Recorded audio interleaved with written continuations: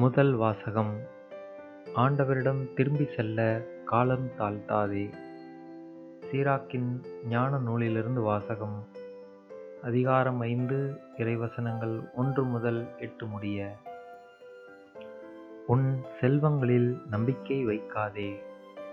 எனக்கு அவை போதும் எனச் சொல்லாதே. உன் நாட்டங்களுக்கு வலிமைக்கும் அடிமையாகாதே. உன் உள்ளத்து விருப்பங்களை பின்பற்றாதே. எனக்கு எதிராய் செயல்படக்கூடியவர் யார் என சொல்லாதே. ஆண்டவர் உன்னை தண்டியாமல் விடமாட்டார்.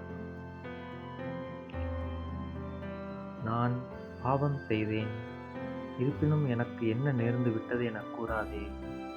ஆண்டவர் பொறுமை உள்ளவர்.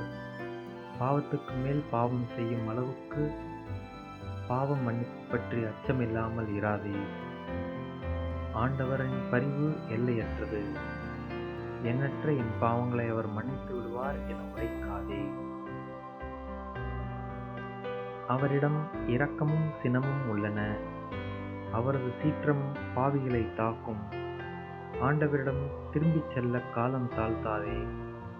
நாள்களை தள்ளி போடாதே. ஆண்டவரின் சினம் திடீரென்று பொங்கி எழும். அவர் தண்டிக்கும் காலத்தில் நீ அழிந்து போவாய். முறைகேடான செல்வங்களில் நம்பிக்கை வைக்காதே. பேரிடரின் காலத்தில் அவற்றால் உனக்கு பயன் இராது. இது ஆண்டவரின் அருள்வாக்கு. இறைவா, உமக்கு நன்றி. நற்செய்தி வாசகம். இரு கையுடையவராய் நரகத்துக்கு தள்ளப்படுவதை விட கை ஊனமுற்றவராய் நிலைவாழ்வில் புகுவது நல்லது. மார்க்கு எழுதிய தூய நற்செய்தியிலிருந்து வாசகம். அதிகாரம் 9 இறைவசனங்கள் 41 முதல் 50 முடிய. அக்காலத்தில் இயேசு தம் சீடருக்கு கூறியது: நீங்கள் கிறிஸ்துவை சார்ந்தவர்கள் என்பதால் உங்களுக்கு ஒரு கிண்ணம் தண்ணீர் கொடுப்பவர் கைமாறு பெறாமல் போகார் என உறுதியாக உங்களுக்கு சொல்கிறேன். என் மீது நம்பிக்கை கொண்டுள்ள இச்சிறியோருள் எவரையாவது பாவத்தில் விழச் செய்வோருடைய கழுத்தில் ஓர் எந்திரக் கல்லை கட்டி கடலில் தள்ளிவிடுவதே அவர்களுக்கு நல்லது. உங்கள் கை உங்களை பாவத்தில் விழச் செய்தால் அதை வெட்டி விடுங்கள்.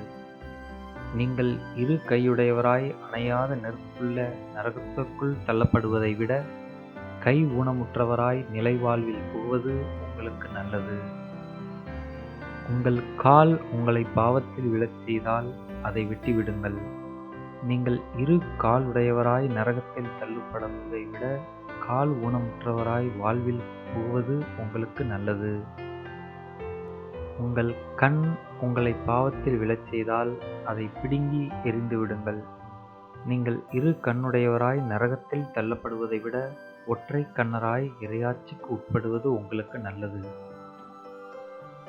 நரகத்திலோ அவர்களை தின்னும் புழு சாகாது, நெருப்பும் அவியாது. ஏனெனில் பழிப்பொருள் உப்பால் தூய்மையாக்கப்படுவது போல் ஒவ்வொருவரும் நெருப்பால் தூய்மையாக்கப்படுவர்.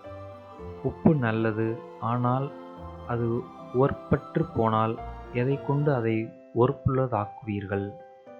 நீங்கள் உப்பின் தன்மை கொண்டிருங்கள். ஒருவரோடு ஒருவர் அமைதியுடன் வாழுங்கள்.